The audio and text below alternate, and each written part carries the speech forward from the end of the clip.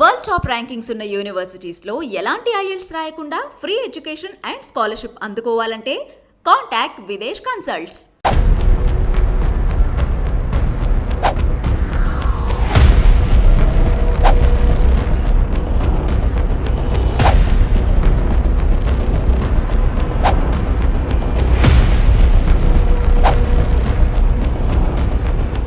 నేను 2018 జూన్ 18వ తేదీన మా అబ్బాయి ఇచ్చాడు, నేను కాదు ఇచ్చింది. ఇక్కడ హెచ్డిఎఫ్సి బ్యాంక్ నుంచి ట్రాన్స్ఫర్ చేశాడు, అకౌంట్ ట్రాన్స్ఫర్. మా అబ్బాయి అక్టోబర్ 17 చనిపోయాడు అదే సంవత్సరం. నేను డిసెంబర్లో పోయి అడిగాను, డిసెంబర్లో పోయి అడిగితే చెక్ ఇచ్చాడు, ఇవ్వాల్సిన మాట వాస్తవమే అని.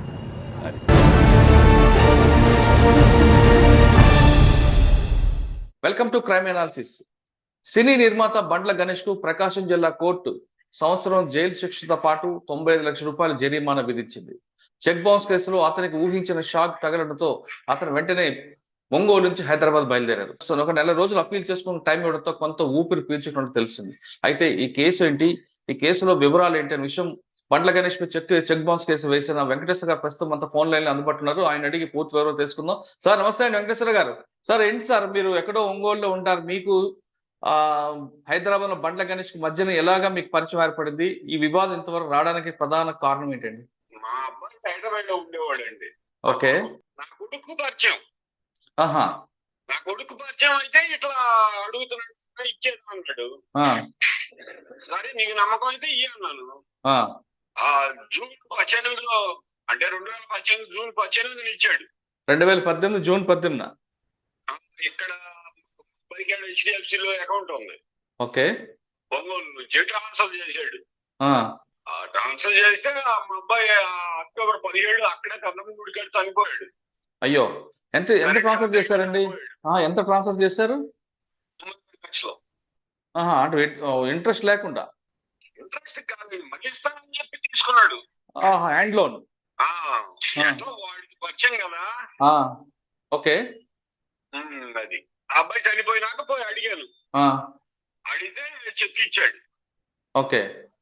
అది బ్యాంక్ కలెక్షన్ కి వెళ్తే బౌన్స్ అయింది. ఇక 19లోనే ఆడ కేసు వేసాం. అదే అండి. అంటే అప్పటి నుంచి కోర్టు చుట్టూ తిరుగుతున్నారా మీరు? తిరుగుతున్నానండి. ఆయన కూడా వచ్చాడా బండ్ల గణేష్?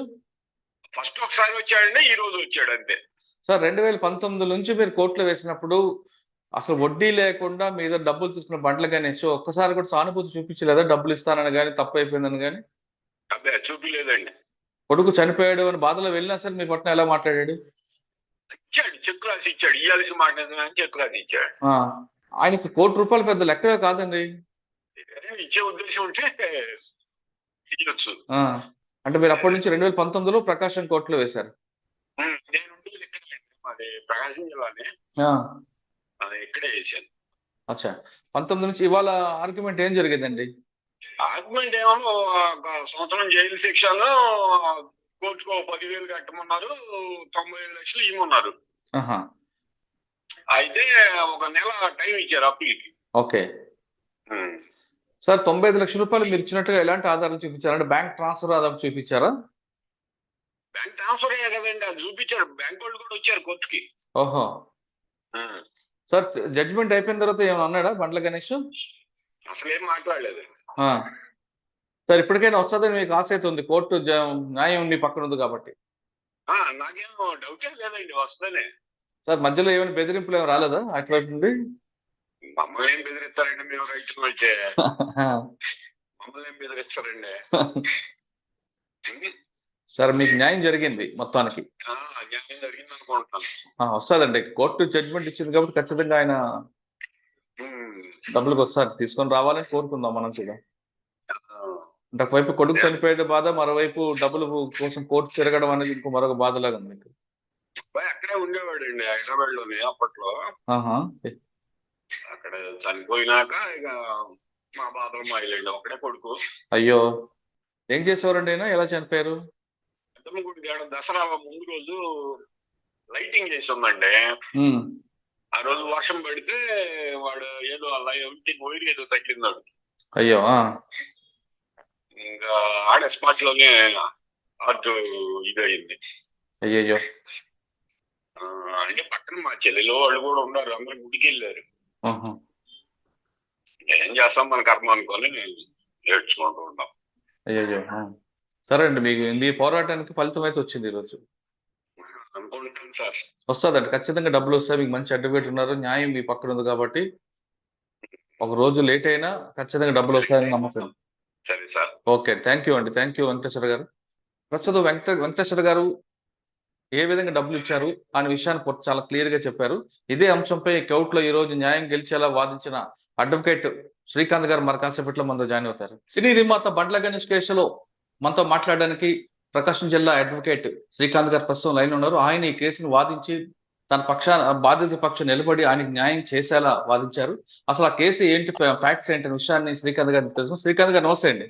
నమస్తే సార్, ఈ చెక్ బౌన్స్ కేసులు అంటే 138 సాధారణంగా అక్విటల్ అవుతుంటాయి, వేయిపోతుంటాయి. కానీ మీరు ఈ కేసులో కన్విక్షన్ తీసుకొచ్చినందుకు, ఇక్కడ బండ్ల గణేష్ అవ్వచ్చు లేదా XYZ అవ్వచ్చు, కానీ కన్విక్షన్ తీసుకొచ్చేలా మీరు ఆర్గ్యుమెంట్ చేసినందుకు ఫస్ట్ మీకు చాలా కంగ్రాచులేషన్స్ అండి. Thank you.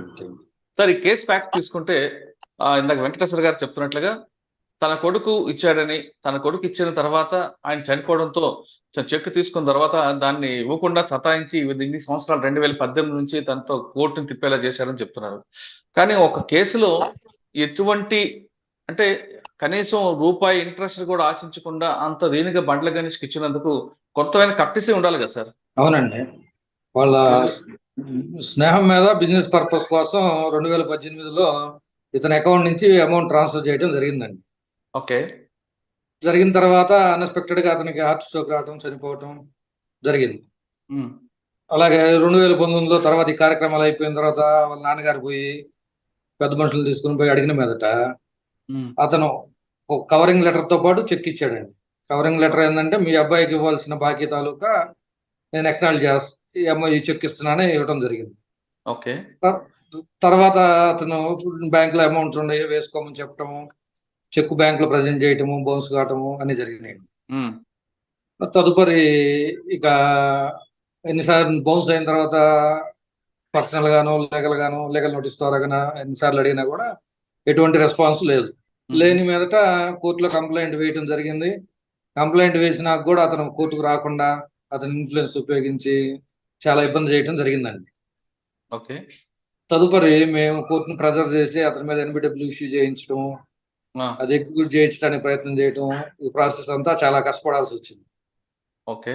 అయినా కూడా ఏదో పిటిషన్స్ పెడతా కోర్టులో మ్యాటర్ డ్రాగన్ చేస్తా ఇన్ని సంవత్సరాల నుంచి చేస్తూ ఉంటే ఇక తప్పనిసరి పరిస్థితుల్లో మేము ఒక 6 months బ్యాక్ హైకోర్టుకు అప్రోచ్ అయ్యి ఫ్యాక్ట్స్ అన్ని హైకోర్టు వాళ్ళకి వివరించి కేసు ఎక్స్పీడియన్స్ గా డిస్పోజ్ చేయమని, విత్ ఇన్ 6 months లో డిస్పోజ్ చేయమని డైరెక్షన్ తెచ్చుకోవడం జరిగింది. ఓకే. దాని మీదట మన తరపున బ్యాంక్ వాళ్ళని ఎగ్జామిన్ చేసాము. ట్రాన్సాక్షన్ అమౌంట్ వీళ్ళ అకౌంట్ నుంచి అతని అకౌంట్ ట్రాన్స్ఫర్ అయినట్టు బ్యాంక్ వాళ్ళు ఎగ్జామిన్ చేసాము. ప్లస్ అతను ఇచ్చిన అక్నాలజ్మెంట్ లెటర్ ఉంది, చెక్ ఉంది.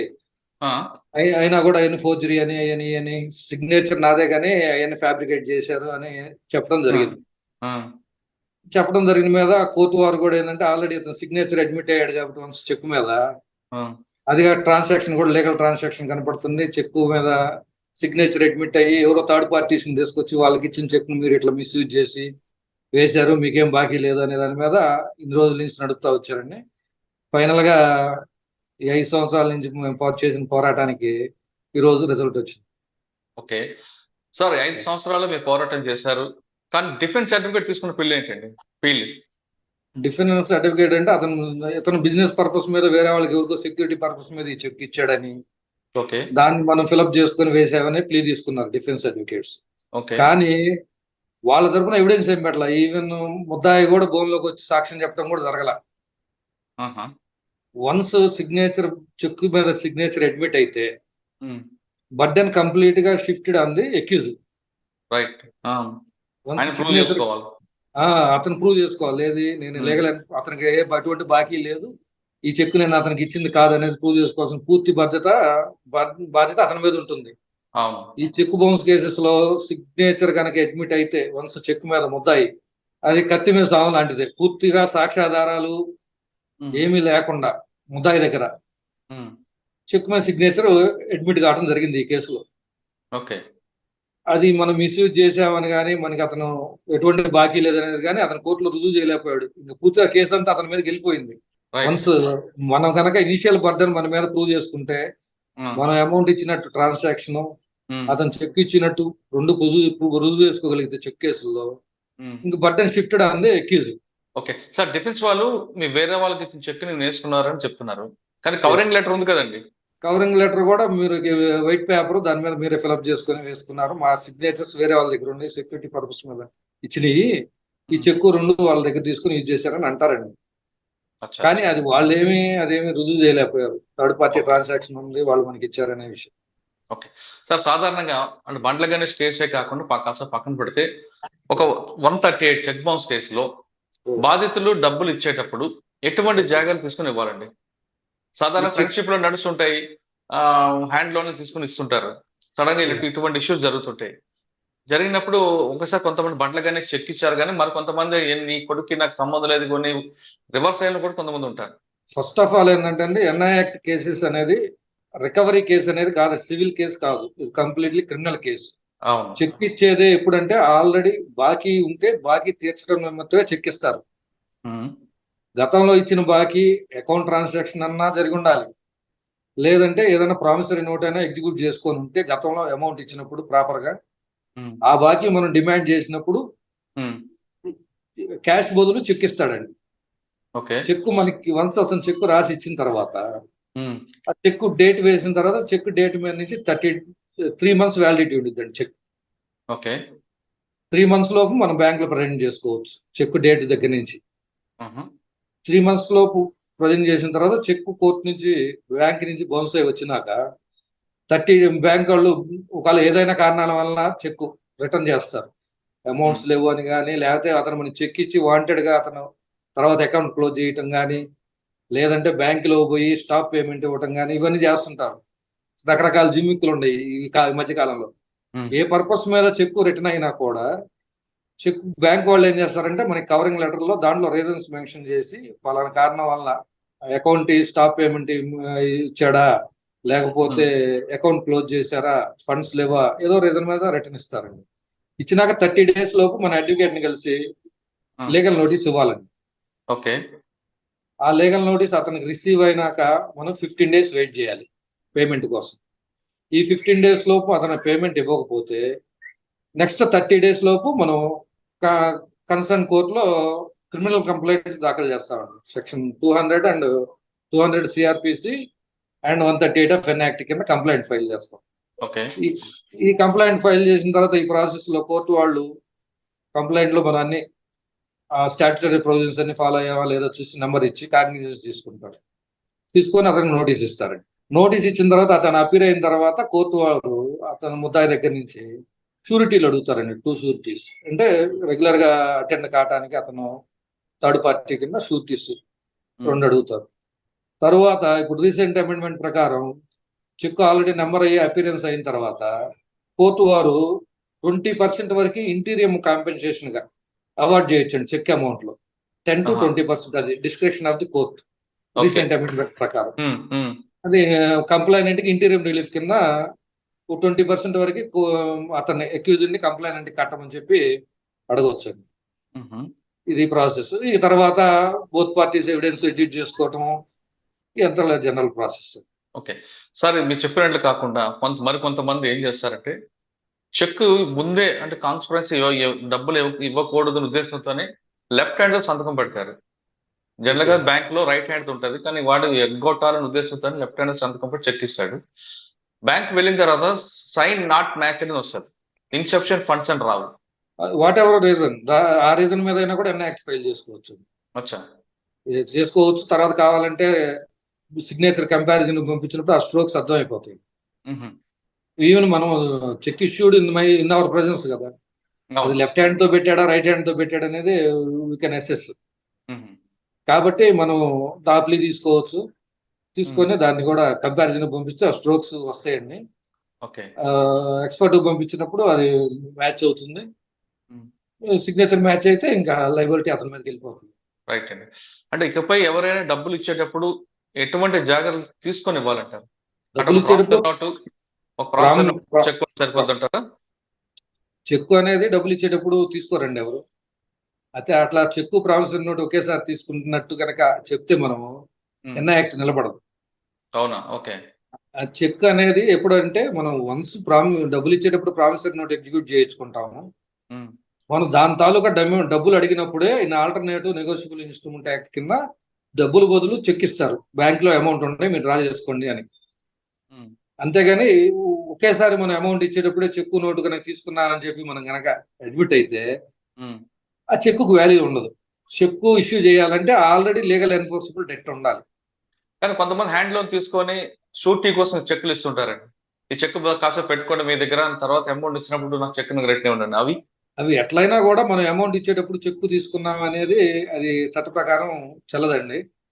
చెక్ ఎప్పుడు చెక్ ఇస్తామంటే మనం అవతల వాడిని మనం డబ్బులు అడిగినప్పుడు, మనకి బాకీదారుని మనం డబ్బులు అడిగినప్పుడు in alternative cash issued check. అంతేగాని చెక్కు తీసుకొని డబ్బులు అప్పు ఇవ్వడం కరెక్ట్ కాదు. ప్రామిసరీ నోటు ఎగ్జిక్యూట్ చేసుకొని అప్పు ఇవ్వాలి.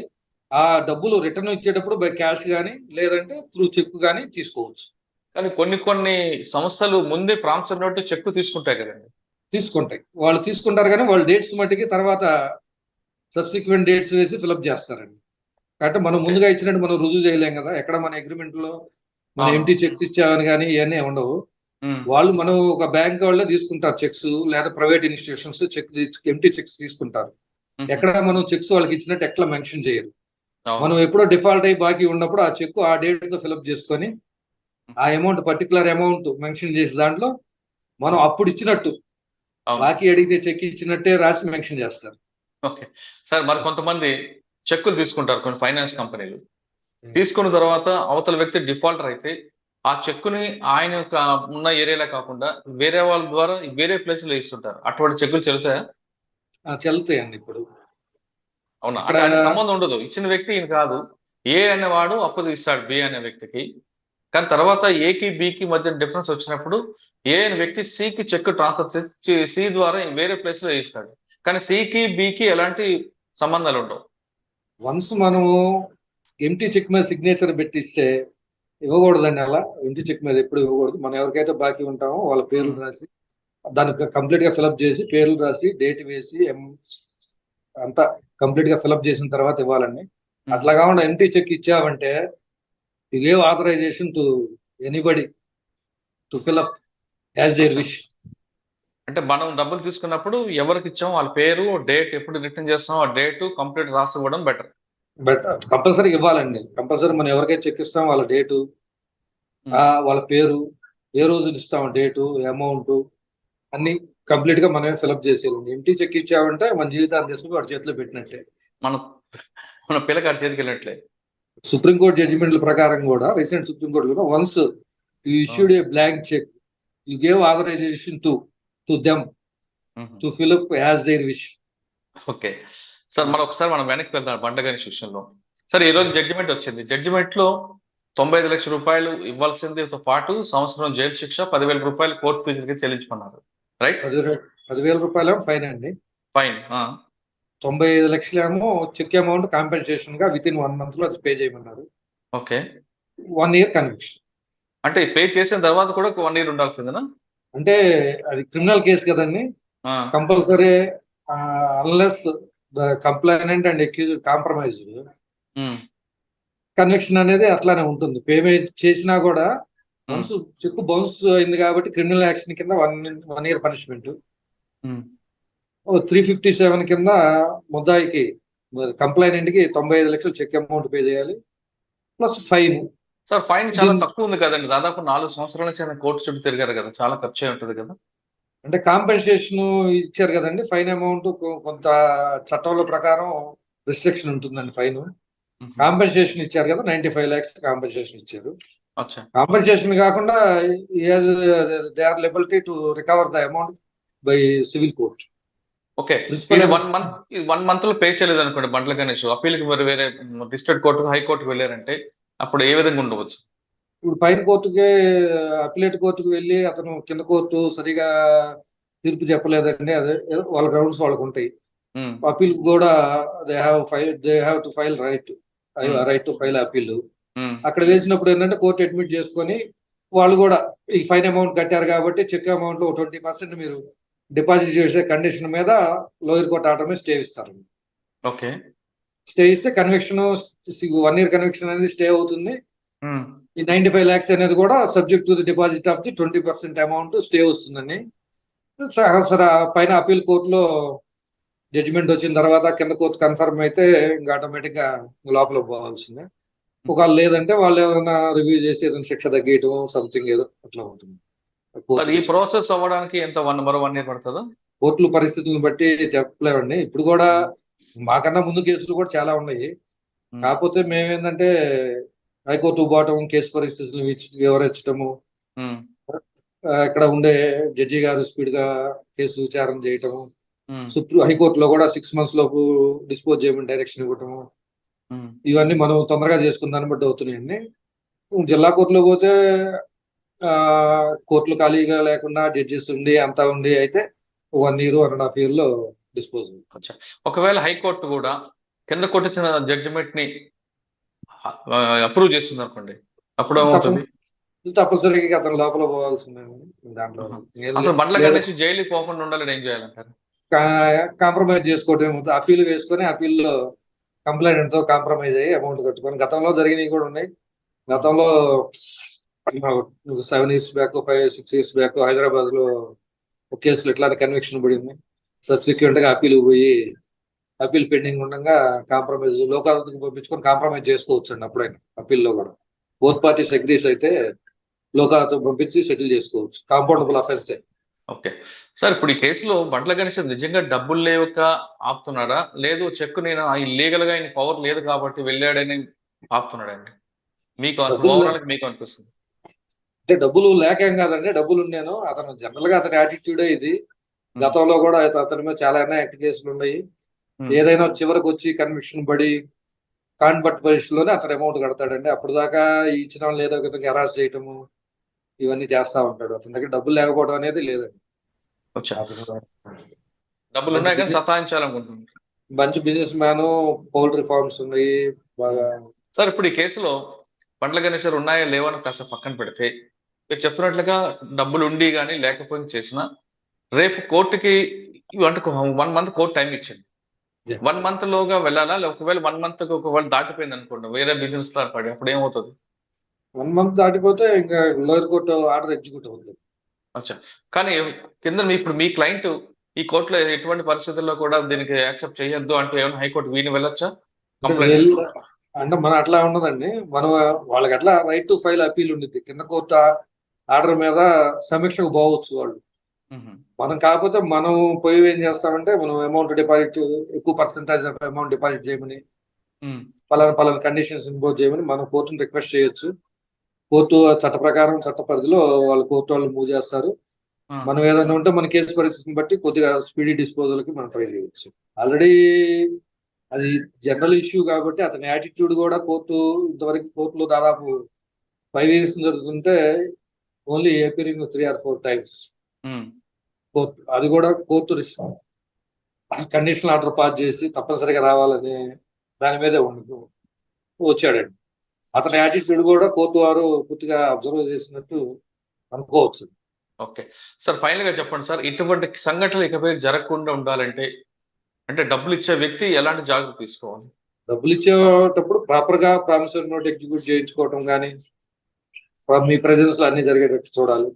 అలాగే ముద్దాయిలు కూడా ఎవరైనా అప్పు తీసుకునే వాళ్ళు కూడా చెక్ ఇష్యూ చేసేటప్పుడు కానీ, లేకపోతే ప్రొనోట్ మీద సంతకాలు పెట్టేటప్పుడు కానీ కంప్లీట్ గా మీరు ఎవరి దగ్గర అయితే బాకీ తీసుకుంటున్నారో ఆ పర్టికులర్స్ ఎంత అమౌంట్ అయితే తీసుకుంటున్నారో, ఏ రోజు అయితే తీసుకుంటున్నారో అవన్నీ తప్పనిసరిగా ఫిలప్ చేసి ఇవ్వండి. గుడ్డిగా సంతకాలు పెట్టి ఇవ్వద్దు. అదేగా డబ్బులు ఇచ్చేవాళ్ళు కూడా ప్రాపర్ గా చట్ట పరిధిలో అన్ని మీకు తెలియకపోతే దగ్గరలో ఉన్న న్యాయవాదులను కానీ ఎవరైనా తెలిసిన వాళ్ళ సలహాలు తీసుకొని ప్రాపర్ గా చట్ట ప్రకారం ప్రొసీడ్ అయితే ఇచ్చిన వాళ్ళకి నష్టం ఉండదు, తీసుకునే వాళ్ళకి ఎటువంటి నష్టం ఉండదు. ఓకే, ఇకపై డబ్బులు ఎవరైనా ఇచ్చినా తీసుకున్నా లీగల్ గా కరెక్ట్ గా చూసుకొని ఇవ్వాలంటున్నారు శ్రీకాంత్ గారు. ఒకవేళ మనకు అవసరం ఉంది కదా అని వాళ్ళు ఎక్కడ పెట్టమంటే సంతకాలు పెడితే తర్వాత అది మీ మెడకి చుట్టుకోవడం ఖాయం అంటూ శ్రీకాంత్ గారు చెప్తున్నారు.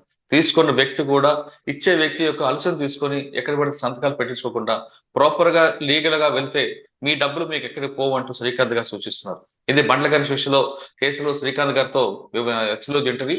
వచ్చే వారం మరో గెస్ట్తో మళ్ళీ కలుద్దాం. అంతవరకు నమస్తే. Thank you sir. Thank you Srikanth గారు. ఈ డిబేట్ లో పాల్గొన్న బాధితులు వెంకటేశ్వర గారికి మీకు ప్రత్యేకంగా ధన్యవాదాలు.